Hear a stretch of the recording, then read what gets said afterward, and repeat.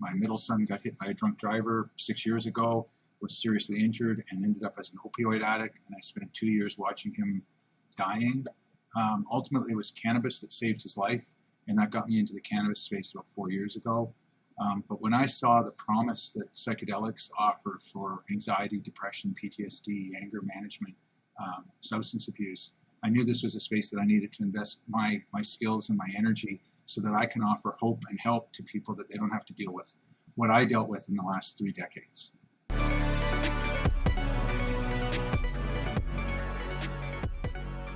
Hello everyone and welcome back to Jayconomics. Today I have a special guest with me. His name is Tim Moore. He's the CEO of HAVN Life Sciences. The ticker for this one is HAVN on the CSE and HAVLF on the OTC. Tim, it's a pleasure to have you on. I think we're going to discuss some pretty vital issues today in the mental health space regarding psychedelics, and I'm glad that you're here to really elaborate with us.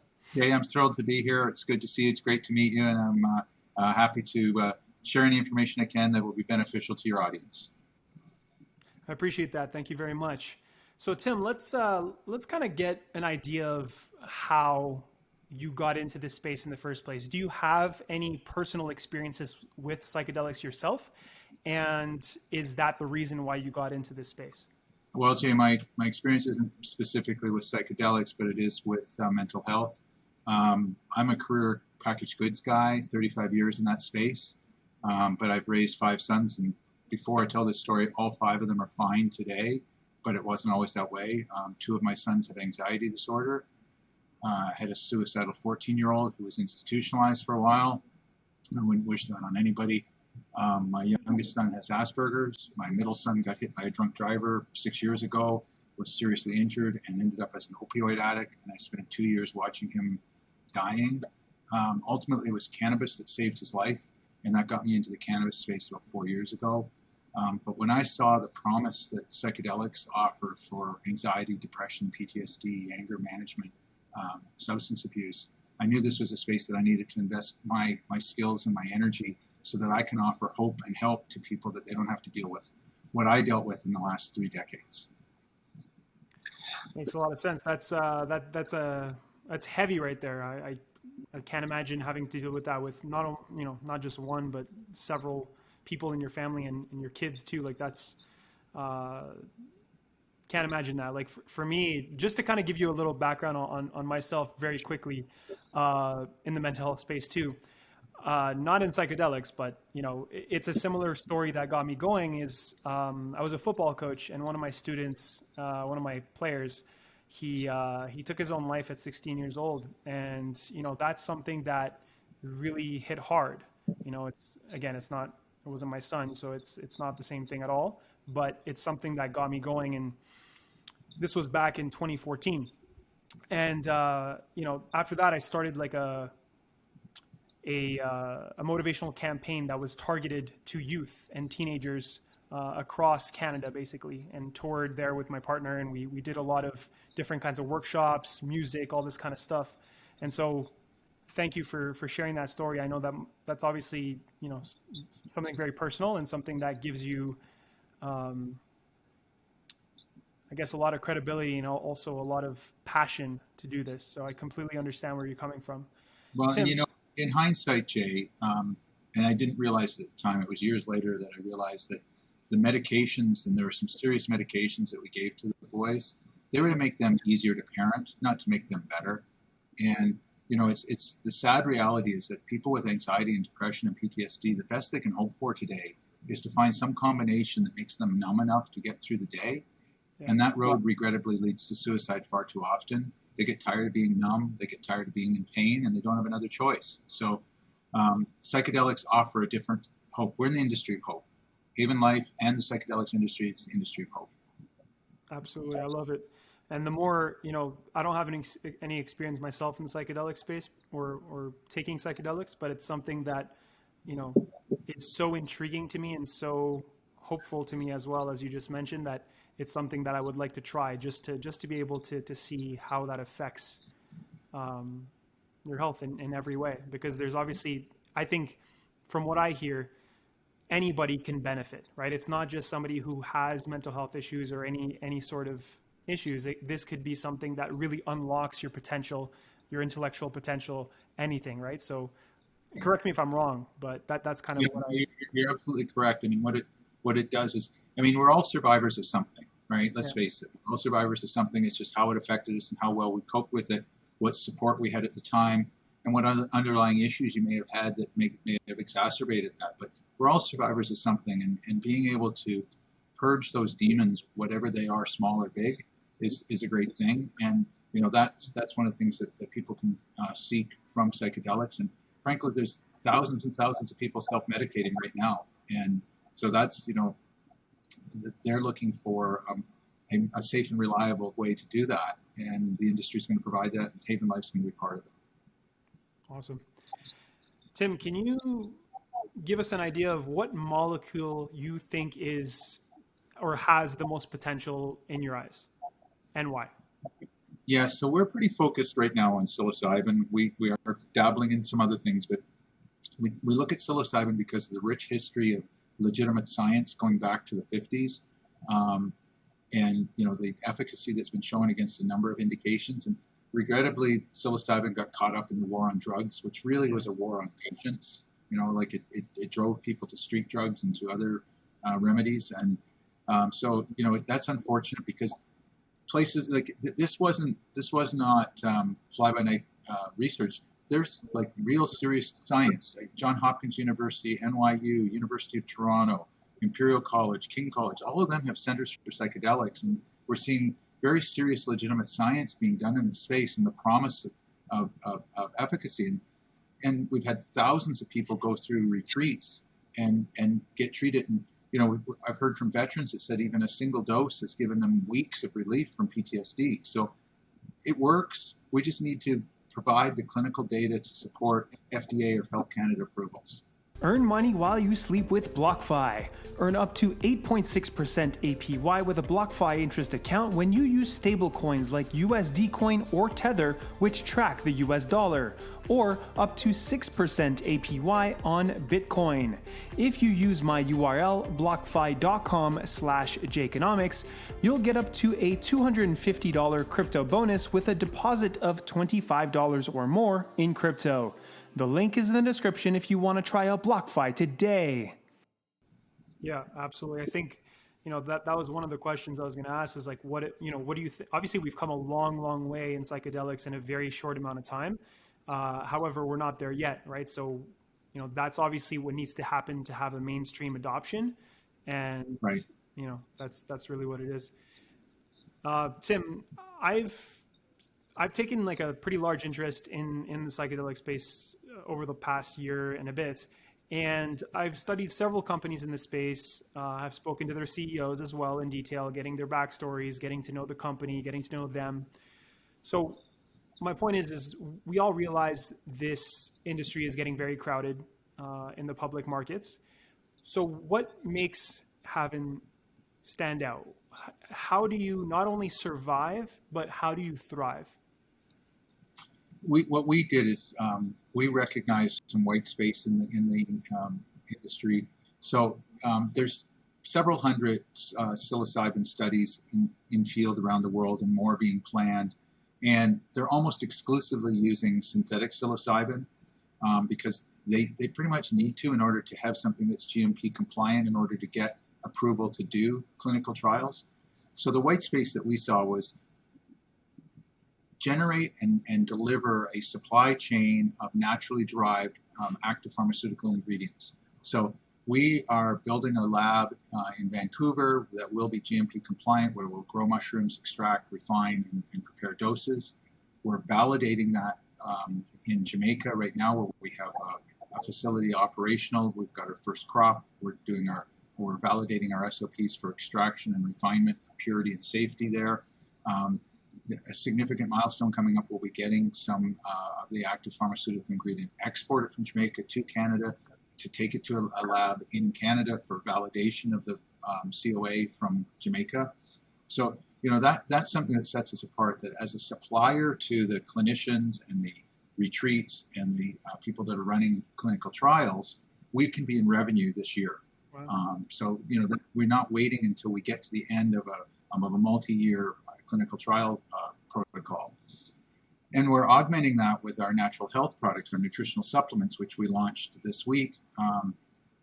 We have them at retail in British Columbia. We have them on our own e-commerce platform. And next week will be available on Amazon as well. So that gets us in revenue right now with our nutritional supplements. So those things really set us apart. And, we're very committed to that two-pronged approach. The restricted compounds are under HAVN Labs. The nutritional supplements are under HAVN Retail. Gotcha. Yeah. Speaking of which, you recently closed. You recently just this morning you actually announced the partnership with Choices Markets, right? So that kind of touches on what you just touched on. Can you take us into this line of products? Like, what kind of products do you offer? I know there's the lion's mane and all that kind of stuff, but can you kind of take us into detail and also give us an idea of what this deal specifically? Where does that put you moving forward? So we previously announced Nestor's Market, which, as you know, is a high-end market in the Lower Mainland. Choices has a few more locations, but it's important that they're part of the Pattison Group, which is a much larger group of retailers, and it provides the right environment for where people expect to find high-quality nutritional supplements. 70% of nutritional supplements are still bought in traditional bricks and mortar, food, drug, mass merchants, as well as nutritional supplement places like GNC and places like that. So we're seeking distribution with those retail partners to make our product available where people expect to find it. But we recognize that the e-commerce side is growing. It was growing before COVID, but it was accelerated by COVID. And our products support our underlying mission statement, which is improving human performance through cognitive health. So whether it's lion's mane or rhodiola or chaga, it improves things like focus or your ability to sleep or mental clarity, all of which are important for cognitive health and don't involve a psychedelic experience in any way. These compounds fall under the same rules as melatonin and ginger, as a nutritional supplement. But they're still psychoactive in that they have an effect on your brain and improve your performance. So we see it as very much a core strategy and highly complementary to what we're doing with the psychedelics. Yeah, no, I can attest to that too. Like lion's mane, I've been taking lion's mane for a couple of years now, and huge difference. It's you think it's subtle at first, but then over time you're like, oh, okay, you could really start to see the effects. That's so cool. So you touched on. Sorry, go ahead. So you touched on FDA approval and all this kind of stuff earlier. Do you think that's really the main trigger to push this industry forward? Like, do you think that's the barrier currently, or what needs to happen on your end, and what needs to happen in the whole space? I think it's already happening. I think we're seeing a convergence of some major forces right now. Mental health is a large issue. 11% of the population has some sort of mental health problem. It's a multi-billion-dollar pharmaceutical industry for the treatment of these things. It's a multi-billion-dollar lost productivity issue. I think that mental health incidence is going to increase as a result of COVID. I mean, we haven't had an event that I can think of since World War II that affected so many people on a global basis in such a profound way. Whether you lost your job or lost a business or lost a loved one or couldn't visit them in the hospital or couldn't have a funeral for them, or you had to cancel your wedding plans, or you were separated from a loved one, or you were locked up with somebody you don't particularly like, whatever it was, you've got millions and millions of people that have been through this around the world. And I think it's naive to expect that there'll be no mental health consequence from that. And then the frontline medical workers, think about it. When was the last time we built temporary morgues? Yeah. Not in my lifetime, okay? And so these people have been in battlefield conditions for over a year now. And again, naive to think that will happen without there being some mental health consequences. Or people working in retirement homes that in some cases had a third or a half of their patients die in a short period of time. So, we expect an echo pandemic of mental health issues. So that's happening. The need is growing. The second thing that's happening is that attitude around mental health has evolved very significantly over a short period of time. It wasn't that long ago that we called these people crazy and we put them in asylums and sanatoriums and didn't think about it. I mean, cuckoo's nest isn't that far in the past, and so today it's okay to not be okay.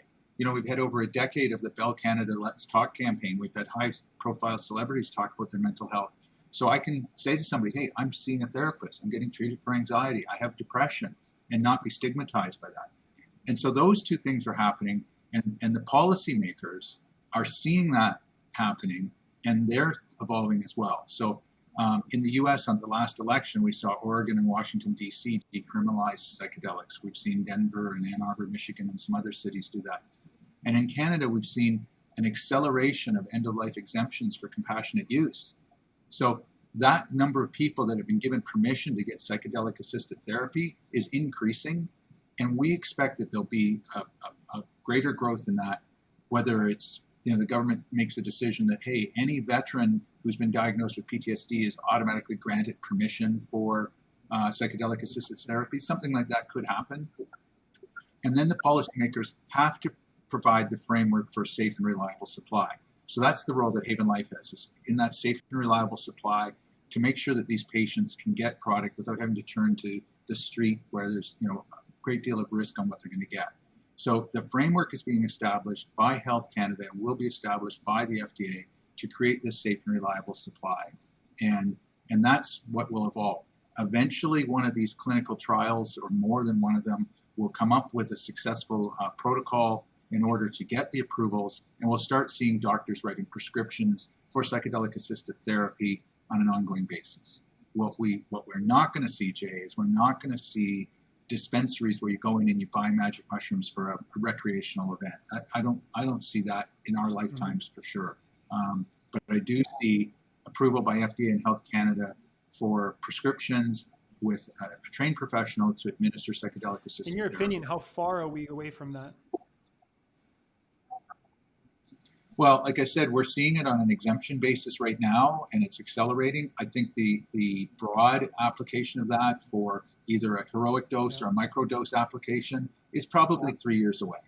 I think that it's going to take that long for the work to be completed, unless the government takes a look at it and decides that this is an emergency and they fast track the approvals. That's a possibility as well. So, just like the vaccines for COVID were fast tracked, it's possible that they decide that mental health is truly a crisis. I mean, the statistics, if you think about it, in British Columbia last year, more people died of opioid overdoses than died of COVID, and we didn't shut down the economy for opioids. So, couldn't agree more. It takes the will of the government to make these things happen, and we're seeing them move, and we're seeing them move in an increasing way. And plus, you mentioned 11% of the population. That's diagnosed, right? I would assume that at least double, if not triple, that amount would remain undiagnosed, right? And people wondering, I don't know what's wrong with me, right? And I think it's probably a very common feeling in people. You know what I mean? Like, I'm sure a lot of people have been feeling this way over the past couple of years. So I really hope that we get that approval and things kind of move forward on that stage. And this lockup is going to, has brought more forces to bear. I mean, those of us that are able to work from home, there's a relentlessness of the working at home because there's no travel time and no decompression time. I can do multiple video interviews one after another with no travel time. And this isn't about me, but I talk to a lot of people that say, I'm doing a lot more work. I'm feeling a lot more pressure on me because I'm able to avoid travel time and I'm able to reach people. And so, people are feeling a great deal of pressure. And then layer on that, the parents that are being asked to school their children because the schools are closed. So they're working and they're trying to be educators and they're trying to be emotional support with children that are being cooped up and missing, key milestones in their youth. So, there's pressure, and we're going to see, more and more issues arise. Yeah, that was fascinating. Tim, you also recently announced the completion of a clinical stage IP property from Bolt Therapeutics. Can you take us into that deal in detail and also kind of like what you plan on doing with it. So we saw that as being complementary to our mission statement of human performance and cognitive health, in that it's focused on cluster headaches, which are also known as suicide headaches. And we believe it's going to add value for our shareholders because there's patent around the approach that we're doing. So Bolt 148, which is the non-psychedelic variant of LSD. So, CBD and THC, you don't get high on CBD, but it still has an effect on your endocannabinoid system. Same thing with the Bolt 148. It does not create a psychedelic experience, but it's been shown to have performance against cluster headaches. We're combining that in a patented way with a naturally derived compound that's also showing promise against cluster headaches, with the thesis that we're going to see a synergistic benefit by combining the two. So we'll be doing our preclinical work on that shortly, and we'll see how that evolves. But we see a good deal of promise around that because we're taking two compounds that have shown benefit and combining them in a patented way. What is your most ambitious goal and vision for HAVN over the next 5 to 10 years? What is the legacy that you want to leave behind? I'm looking forward to us having our naturally derived active pharmaceutical ingredients being shipped to formulators around the world, and that we're a significant provider of that API to those formulators, and that should take place over the next 5 years. And then on the nutritional supplement side, I'm looking forward to us having a footprint in multiple countries, 8, 10, 12 countries around the world where there's the sufficient infrastructure to support that business, and where we can responsibly get there with cash flow, and having a business of significant financial size and deliver value to our shareholders, create wealth for our shareholders. That's the legacy that I'd like to create.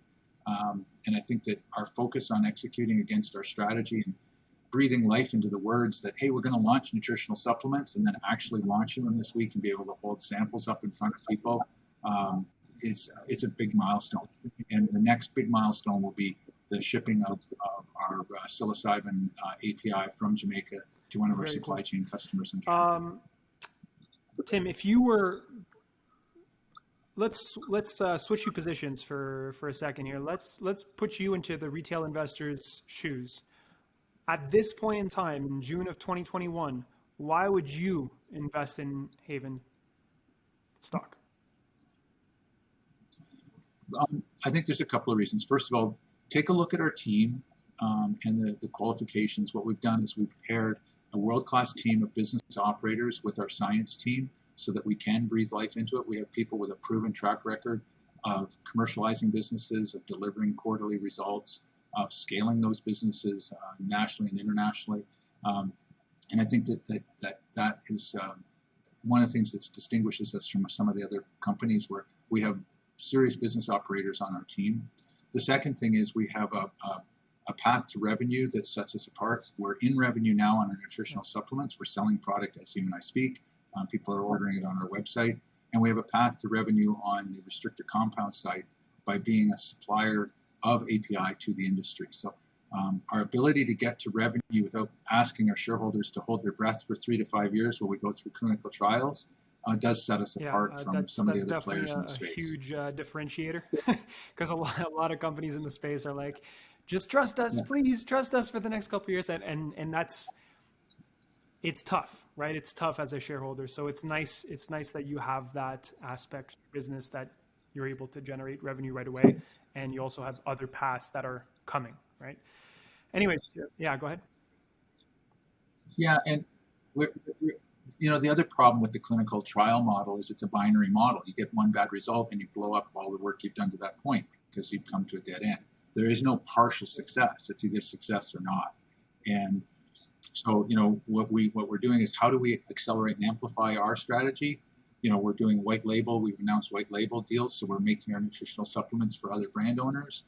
We're expanding into other space and nutritional food. So how can we push this to as many people as possible and many consumer use occasions as possible.